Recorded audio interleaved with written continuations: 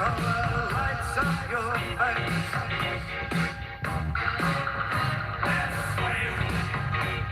Sway through the crowd to an empty space. If you say run, I'll run with you. If you say hide, you'll hide. My love for you would break my heart in two. If you should fall into my arms, tremble like a flower.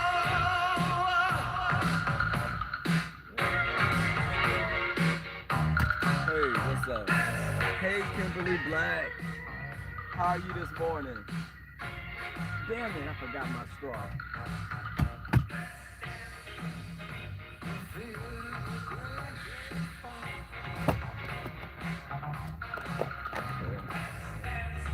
Guess I won't be drinking this until I get to work. How are you doing this morning?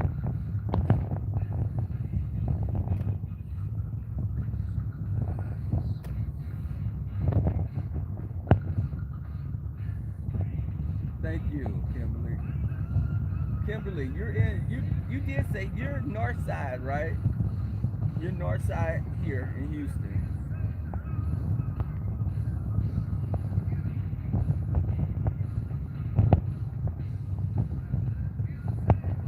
Good morning, Danny.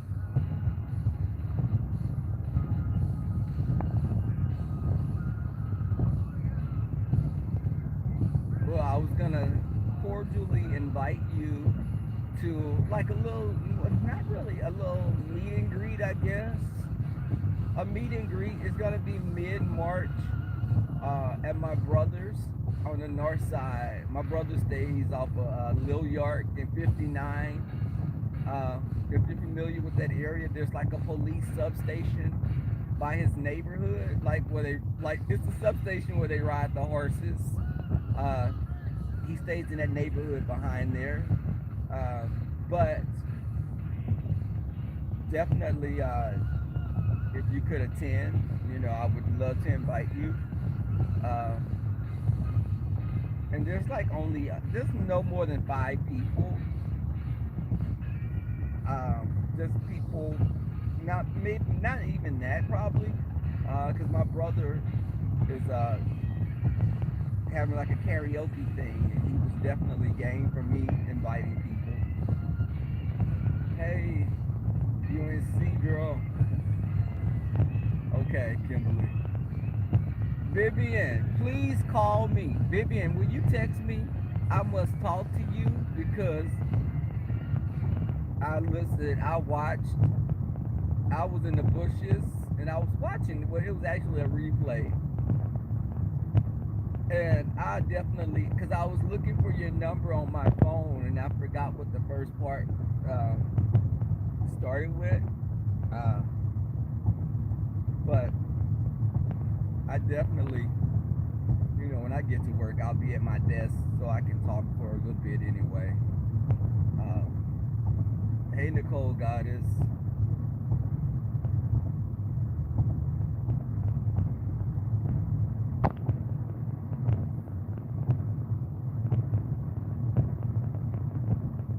Thank you guys for coming out this morning.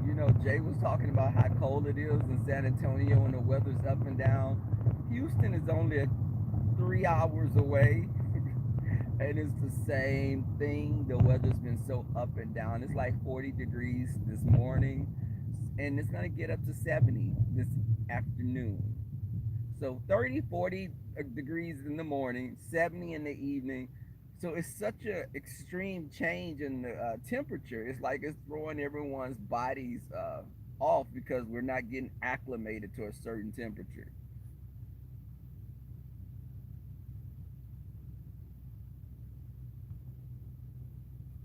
Oh, that'd be cool. Kimberly Black, we may be doing a caravan to San Antonio for Labor Day because there's a few of us in Houston that will be coming to the Labor Day event. You guys, Hit Vivian Jennings up at Picture Lady at. Could you post her info, Kimberly Black, please?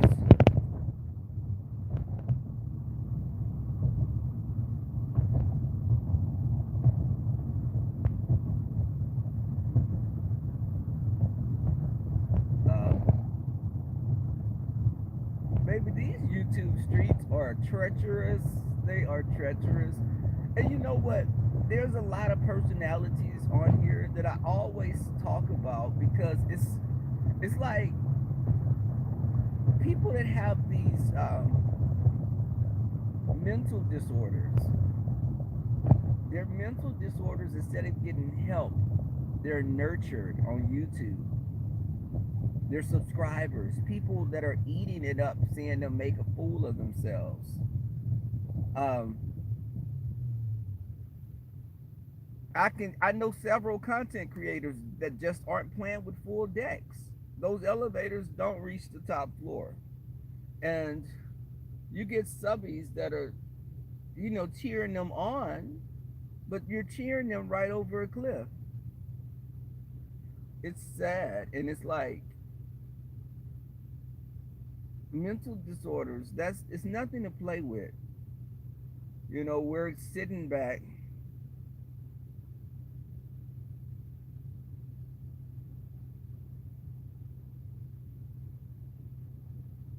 Okay.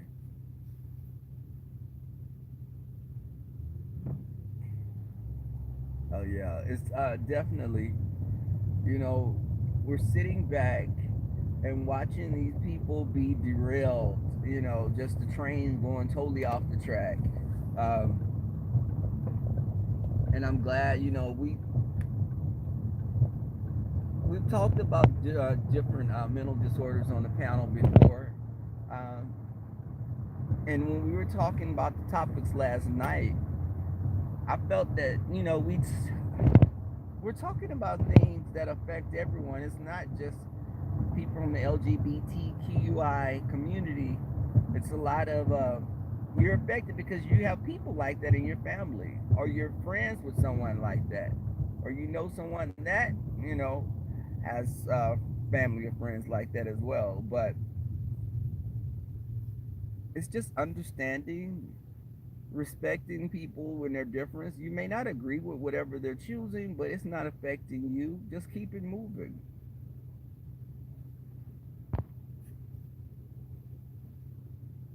Thank you, Tara. Hey, good morning, TC. Good morning, Miss Ebony.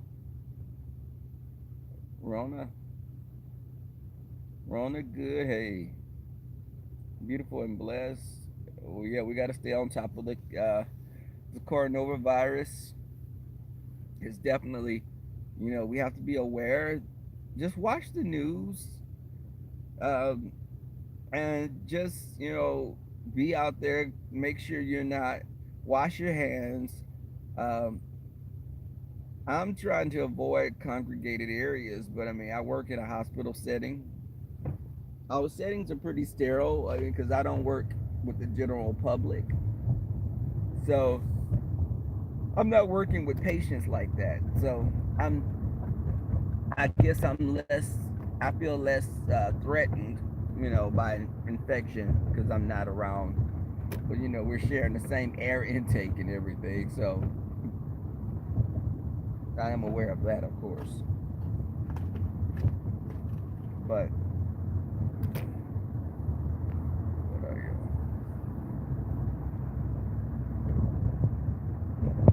I think that a lot of times, I wanted the guys. Okay, I'm trying to drive.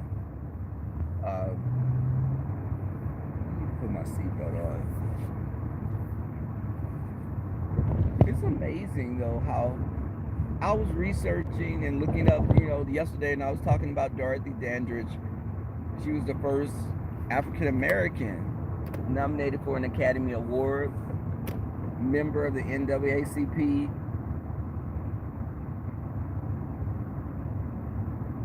But you were living in a time where people looked at you as something different, alien.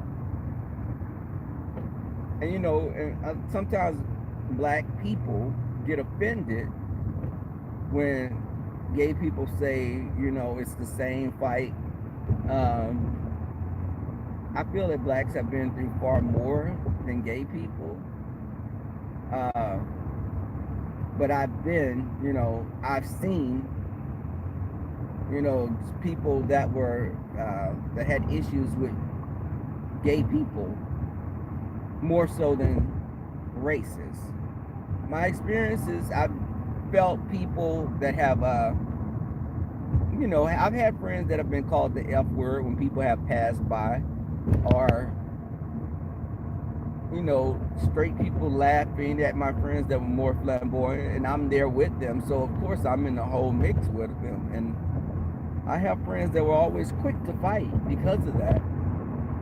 And I've never felt threatened by a white person. Let me say that. I never felt like I had to fight a white person because of them being racist. And it wasn't really overt racism. It was very slight, subdued. Okay, hold on.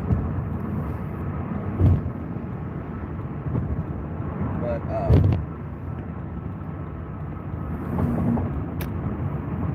the blacks that were homophobic were not as subdued. They were comfortable with their, phobia, expressing it. And like I said in the other past video, it's something when a person looks just like you.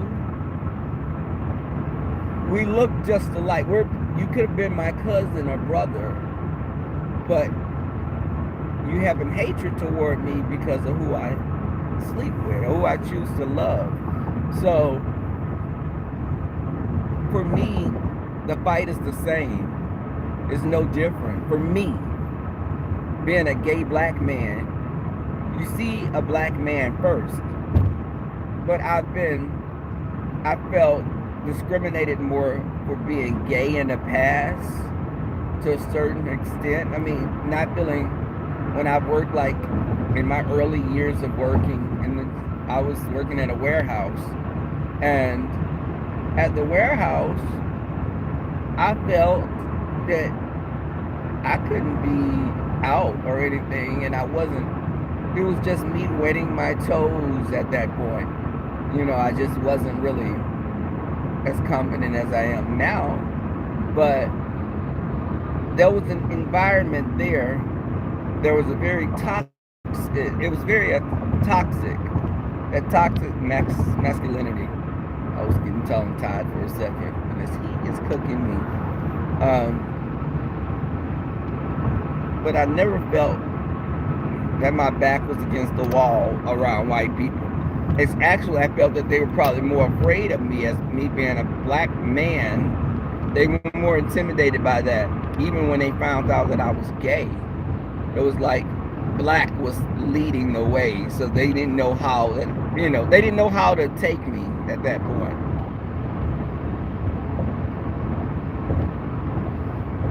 Or you got the white guys when you go to the gay club that have fetish. They have these fetish dreams of being with a black man and objectifying you.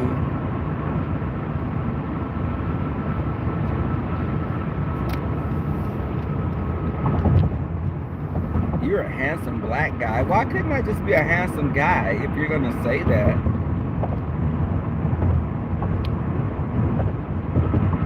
Just like I saw, it was like in a movie, the white woman told a little girl, black girl, "You are so pretty for a black girl.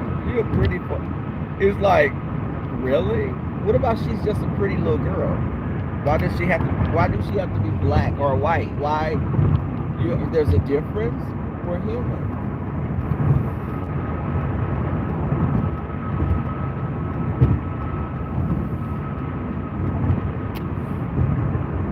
Good morning, Auntie Donna. Good morning. Feeling blessed. Who else I see? James Boss. Hey.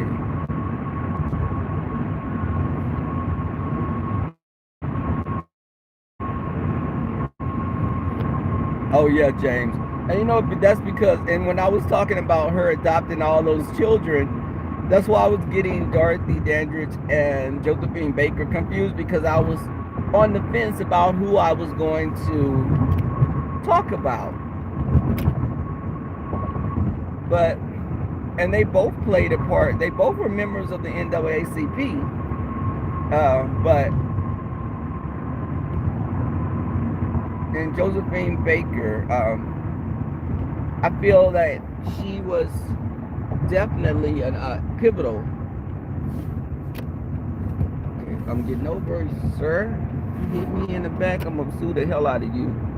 Uh, but I think it's just it. When I look at that, I can't look at movies like that sometimes. With Josephine Baker, because Lynn Whitfield played Josephine Baker, and Haley Berry played Dorothy Dandridge.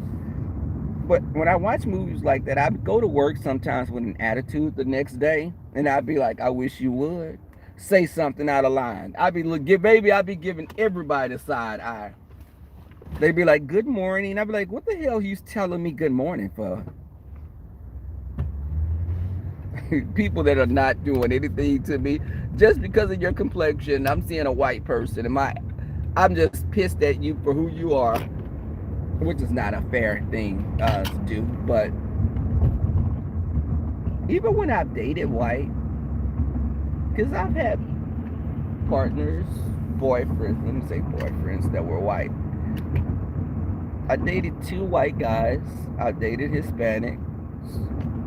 Primarily, I dated black. But I never limited my dating to a particular type of guy.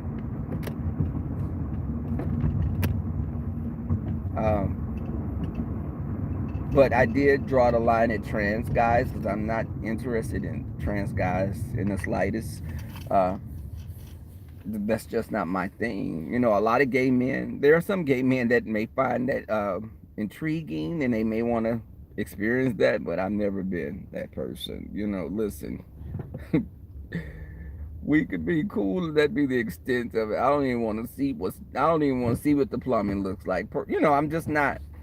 I think sometimes people fetishize those types of people. Um, hey, Captivated. Thank you for coming through, James. You going back to bed till 11:30 a.m.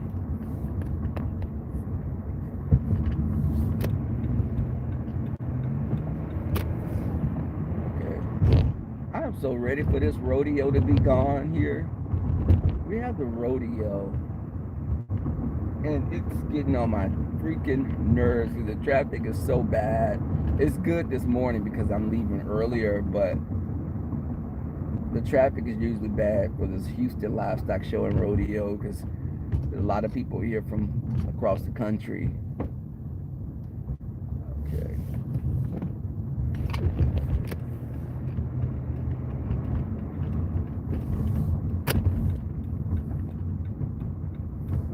But what I was gonna say? Oh, get you some rest. I hate to hear that. Some antibiotics. Rest. Your body recuperates. You need that sleep.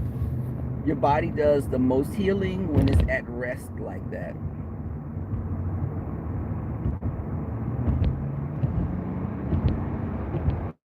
Okay, can I make this light? Don't run out in front of me, Papa. Okay, I can. But it's about acceptance.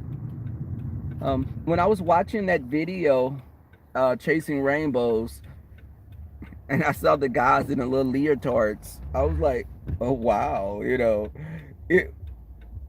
it's still I'm kind of it throws me off a little even now when I see guys dressed like that. Uh, but then we've come a long way. It's not my thing, but it's their thing. It doesn't make me a different, you know. If people are homophobic, they're gonna be homophobic towards my type of gay and their type of gay. We're no different.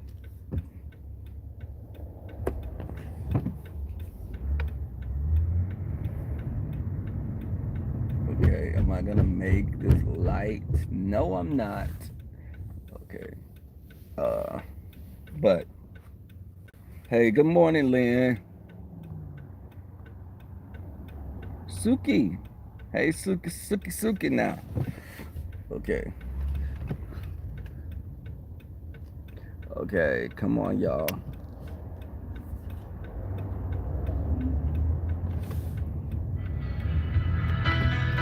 No, I don't want to hear that. So these rodeo people park at our parking lots. That's another thing. Now, the medical center charges them like $20 to park here. Parking lots be crazy in the morning if you don't get here like before 7 o'clock.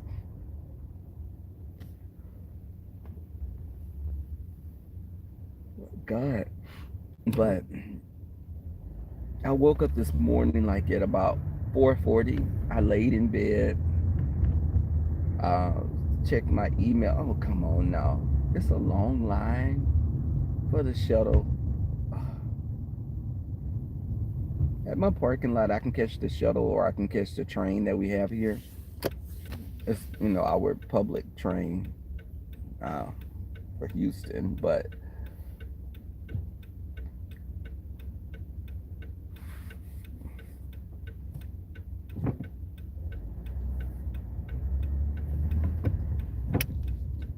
okay.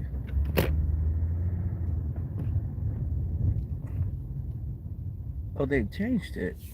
They say it's no rodeo parking here until 5 o'clock p.m. That's a new thing, guys.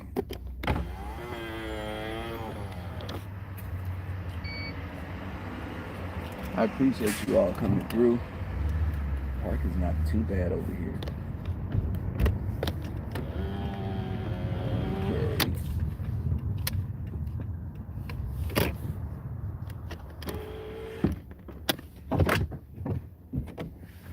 Thank you guys for coming out. My mods holding it down as always. Uh, Melissa Scott, hey. But you guys have a good day. Uh, Peace, love, and light. I'm out.